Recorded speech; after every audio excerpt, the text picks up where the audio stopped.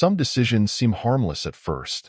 Just a conversation, an idea tossed out there like a casual remark.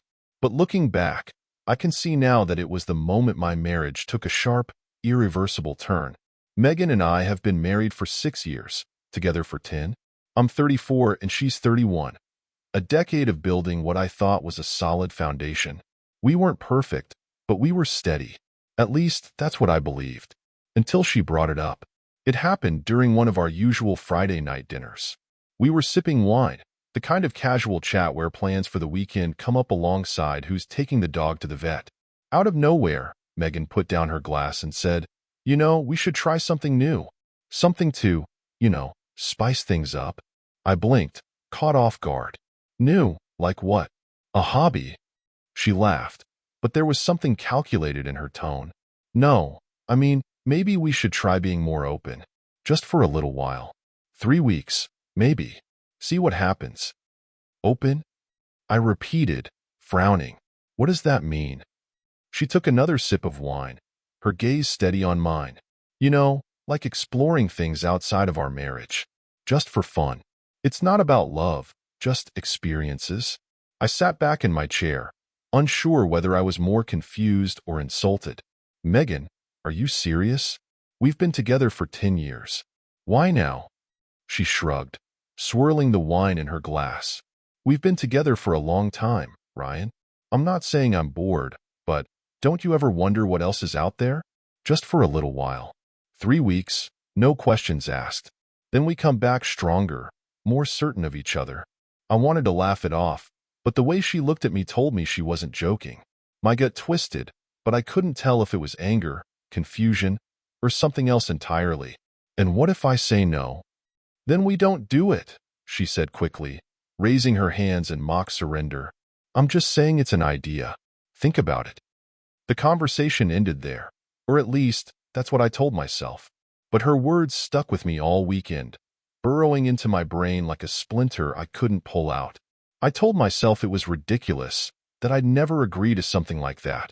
But the more I thought about it, the more I wondered why she even brought it up. Was she already thinking about someone else? Was this her way of getting permission to act on it? Over the next week, I watched Megan more closely. She seemed the same, smiling, affectionate, normal. But I couldn't shake the feeling that something had changed. Every time she picked up her phone, I wondered who she was texting. Every time she left the house, I wondered where she was going. I didn't want to be that guy, the paranoid, insecure husband, so I did what I thought was the right thing. I brought it up again.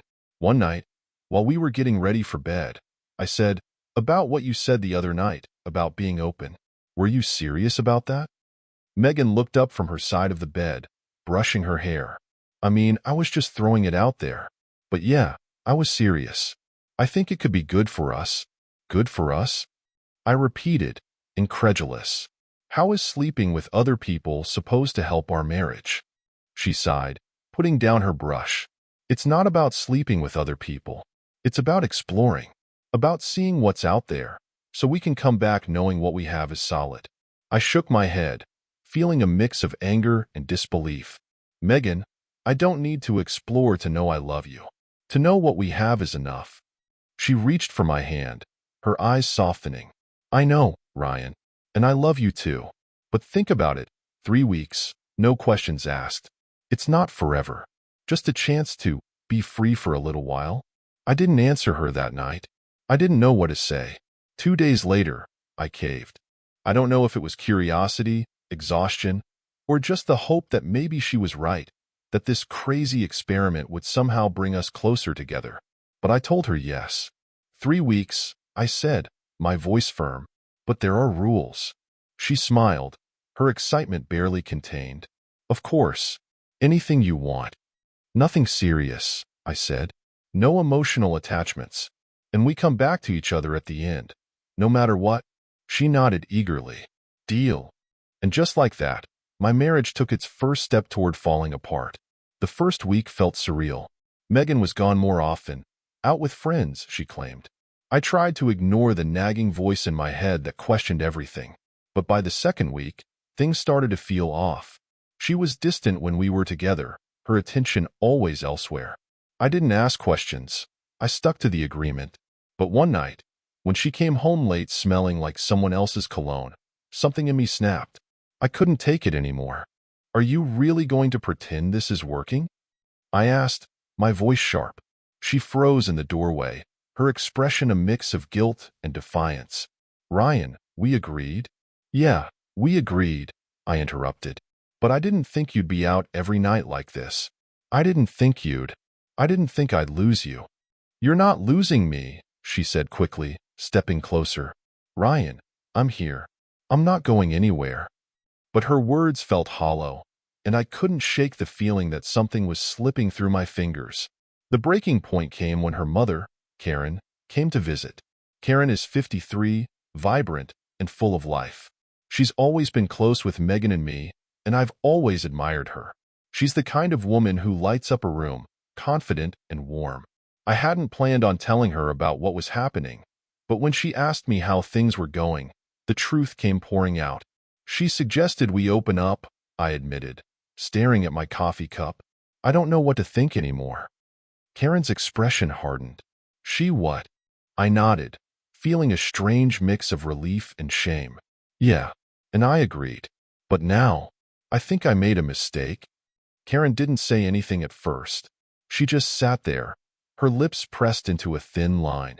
Finally, she said, Ryan, I don't know what Megan's thinking, but you deserve better than this. You've always been good to her. Don't let her take that for granted. Her words stayed with me long after she left. And over the next week, as Megan grew more distant, I found myself thinking about Karen more and more. What happened next? Well, let's just say Megan's little experiment didn't go the way she planned.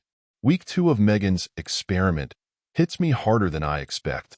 At first, I think I can compartmentalize everything, keep my focus on work, on hobbies, anything but the growing chasm between us.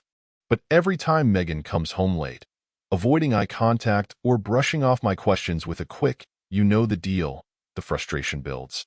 It's not just about the deal anymore. It's about the fact that I'm starting to feel like a stranger in my own marriage. By the middle of the second week, I notice changes in her that I can't ignore. She spends more time on her phone, laughing at messages she won't share. Clothes she hasn't worn in years. And the cologne. The smell lingers in the air like a ghost, a constant reminder that she's out there doing God knows what. I tell myself to hold out. It's only 3 weeks, but the doubt keeps creeping in. Is this really about exploring, or was this whole idea just a way for Megan to justify something she was already doing? One evening, as she gets ready to head out yet again, I stop her at the door. Megan, I say, keeping my voice as calm as I can. Are we going to talk about this? About us? She pauses, her hand on the doorknob. What's there to talk about, Ryan? We agreed, didn't we? I nod, swallowing the lump in my throat. Yeah, we agreed. But it doesn't feel like we're coming back stronger. It feels like you're gone. She sighs, turning to face me. Ryan, I'm not gone. I'm just figuring things out. For both of us. You need to trust me, okay? Her words feel like a slap in the face. Trust? How can I trust someone who's pulling away more and more with every passing day? But I don't say that. Instead, I just nod, letting her walk out the door again. The next morning, Karen calls. Ryan, she says, her voice warm but tinged with concern. I was thinking I'd stop by this weekend. You know, check in on you too. Normally, I'd welcome her visit. Karen has always been a calming presence, someone who can diffuse tension with a well-timed joke or a bit of motherly advice. But right now, the idea of having her here feels like walking a tightrope. If she sees how strained things are, what's stopping her from calling Megan out on the spot? Still, I can't bring myself to say no. Sure, Karen, I reply. Saturday works. When Saturday arrives, Karen shows up with her usual grace, a bottle of wine in one hand and a warm smile on her face. Megan, of course, is nowhere to be found. She left that morning with nothing more than a vague excuse about meeting friends, leaving me to entertain her mom alone. Karen raises an eyebrow when I tell her Megan's out. Again, she asks, setting the wine on the counter. I shrug, trying to downplay it. She's been busy lately. Karen gives me a knowing look. Busy, huh? We settle into the living room, and after a few glasses of wine, The conversation takes a turn. Karen leans forward, her expression serious. Ryan, I'm worried about you. About both of you. Something's not right, is it? The words hang in the air, heavy and unavoidable. I take a deep breath, deciding to lay it all out. She suggested we open up for 3 weeks, I admit. At first, I thought maybe it could work. But now, I don't know. It's like she's already left. Karen's face hardens, her eyes narrowing. She what? I nod, staring into my glass. She said it was about exploring, about coming back stronger. But it doesn't feel that way. It feels like she's just using it as an excuse. Karen doesn't respond immediately. Instead, she takes a long sip of wine, her expression unreadable. Finally, she says, Ryan, you don't deserve this. You've been nothing but good to her, and if she can't see that, she trails off, shaking her head. I raised her better than this. Her words hit me harder than I expect. Karen has always been fiercely protective of Megan, always quick to defend her. Hearing her side with me feels both validating and heartbreaking. She's not the woman I thought I married, I say quietly. Karen places a hand on my shoulder, her grip firm. You deserve better, she says again. Don't let her take that for granted. After Karen leaves, I spend the rest of the weekend trying to figure out what to do. I want to believe Megan will come back to me, that this experiment will end and we'll find our way back to each other. But the longer I wait, the more I realize that might just be wishful thinking. And then, on Monday, everything changes. Karen calls me again, her voice tense. Ryan, I need to tell you something, she says. Megan's been talking about you, and not in a good way. What do you mean? I ask, my heart sinking. Karen hesitates, then says, she's been saying things that make me think she's already checked out of this marriage. Like she's not planning to come back when these 3 weeks are up. Her words confirm what I've been dreading. Megan isn't just exploring. She's leaving, slowly but surely, and I've been too blind to see it. As I hang up the phone, a new feeling washes over me, anger. I've spent weeks agonizing over Megan's choices, doubting myself, bending over backward to make this work. But why should I be the only one fighting for our marriage? Karen's voice echoes in my mind. You deserve better. What happens next isn't planned. It's not calculated or thought out. It's a moment of impulse, of frustration, of raw emotion. And it changes everything. Week 3 feels like I'm living in limbo. Megan is hardly home anymore, and when she is, she's distant, barely acknowledging my presence. I don't even try to start conversations with her anymore. It's like talking to a wall. I've stopped asking where she's going, who she's with, or when she'll be back. What's the point? Every answer feels like a lie, and I'm tired of being strung along. Instead, I focus on the little things. Keeping the house in order, hitting the gym, anything to keep my mind off the glaring truth. But the silence is deafening, and every empty moment brings my thoughts back to her. Back to the way she's been treating me. Back to the nights I lie awake, wondering if she's thinking about someone else while I'm here trying to keep everything together. And then there's Karen. Since her visit, she's been checking in on me regularly. Texts, calls, little moments of kindness that feel like lifelines in the chaos. She knows Megan is still exploring, as Megan put it. But Karen's patience with her daughter seems to be wearing thin. She's playing a dangerous game, Karen says during one of our phone calls. You're a good man, Ryan. Better than she deserves right now. I don't know how to respond to that. Part of me wants to defend Megan, to remind Karen that we're married, that people make mistakes. But another part of me, the part that's been ignored, dismissed, and walked all over, just nods and says, maybe you're right. A few days later, Megan leaves for yet another night out. She doesn't say goodbye, just grabs her bag and walks out the door. I watch her go, my stomach churning with a mix of anger and resignation. This isn't a marriage anymore. It's a joke. That night, Karen calls again. I'm coming over, she says firmly. It's late, I reply, glancing at the clock. Doesn't matter, she says. I'll be there in 10.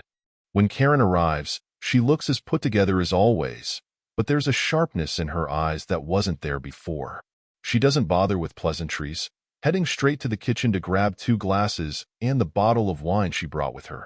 You're not drinking alone tonight, she says, handing me a glass.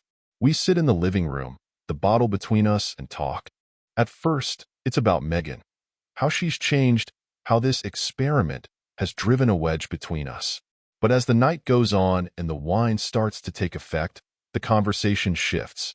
Karen starts talking about her own marriage, about the mistakes she made and the lessons she learned. She talks about how hard it was raising Megan, how she always felt like Megan was pushing boundaries, testing limits. She's always been selfish, Karen says, swirling the wine in her glass. Even as a kid, she wanted everything her way. I should have nipped it in the bud, but, she shrugs. Here we are. I laugh bitterly. Yeah, here we are. There's a moment of silence between us, and then Karen leans forward, her expression softening. Ryan, she says quietly, you deserve someone who sees you, someone who values you. Don't let Megan make you feel like you're not enough. Her words hit me harder than I expect, and for a moment, I just stare at her, unsure of what to say. It's late when Karen finally decides to leave. I walk her to the door, thanking her for coming over, for being there when I needed someone. Anytime, she says, giving me a small smile. You know where to find me. As I close the door behind her, I feel a strange sense of calm for the first time in weeks. Karen's words stay with me, echoing in my mind as I head to bed. But that calm doesn't last.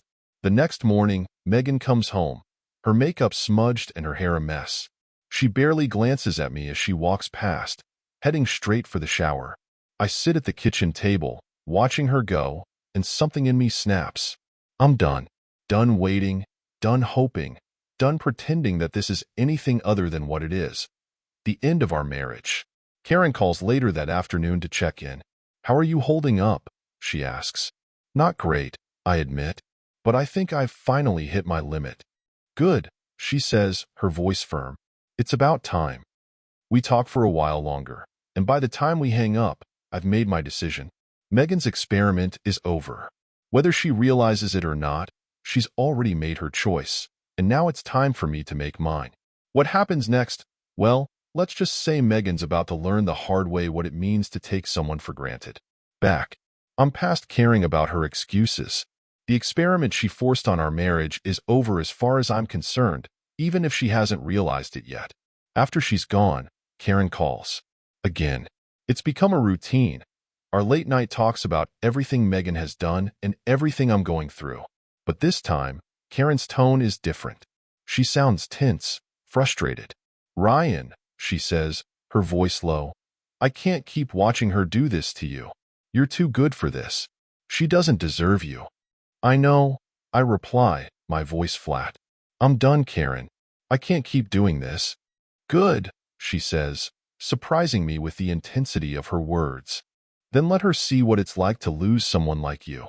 Show her what she's throwing away. I don't respond right away, but her words stay with me long after we hang up. Karen shows up later that night with a bottle of whiskey and the same fiery determination she had the last time she visited. Let's drink to endings, she says, setting the bottle on the table. We pour glass after glass, and the conversation flows easily. It starts with Megan, as it always does. Her selfishness, her inability to see what's right in front of her. But as the alcohol takes effect, the conversation drifts.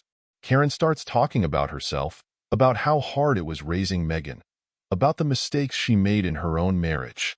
I see so much of my younger self in her, she says, her voice soft. But I learned my lesson. Megan hasn't. I nod, my head buzzing from the whiskey. I just wish she'd been honest with me. If she wanted out, she should have said so. She's a fool, Karen replies, her gaze locking onto mine. And one day, she'll regret losing you. You're a good man, Ryan. Too good for her. The air between us shifts. There's a tension I can't quite place, and when Karen leans forward, her hand resting on mine, I feel a jolt of something I haven't felt in weeks. Connection. You deserve better, she says quietly. Before I can respond, she closes the gap between us, her lips brushing against mine. For a moment, I freeze, my mind racing. But then, all the anger, frustration, and betrayal I've been holding on to come crashing to the surface. I kiss her back, pulling her closer, and everything else fades away. The next morning, I wake up to the sound of Megan's voice. What the hell is this? I open my eyes to find her standing at the foot of the bed, her face a mask of shock and fury. Karen stirs beside me, sitting up slowly and stretching as if nothing is out of the ordinary. "Oh, hey, sis," Karen says with a smirk. "You're back early. By the way, your husband? Amazing in bed." Megan's face turns red with anger. You bitch," she screams, lunging at Karen. But before she can reach her, I step in, my voice calm but firm. "Enough, Megan. We're done. I'm filing for divorce today." Her eyes dart between me and Karen, disbelief written all over her face. "You're kidding, right?" "I'm not," I reply. "You wanted freedom, and now you've got it. Pack your things and leave." Megan sputters, searching for something to say, but she finally throws her hands up in defeat. "Fine," she snaps. "God be with you. Both of you." 10 minutes later, she's gone, slamming the door behind her. The silence that follows is deafening, and for the first time in weeks, I feel a strange sense of relief. Karen and I get dressed, neither of us saying much. There's an unspoken understanding between us. What happened last night was born out of anger and hurt, but it doesn't have to define what comes next. A week later, the divorce papers are filed, and Megan is officially out of my life. As for Karen, things are complicated. We've spent more time together since that night, and while I don't know where this will lead, I can't deny the connection we've found. Maybe it's too soon to call it anything more than a rebound, but for the first time in a long time, I feel hopeful. Megan's betrayal broke me, but Karen's honesty and support are helping me piece myself back together. Only time will tell what the future holds.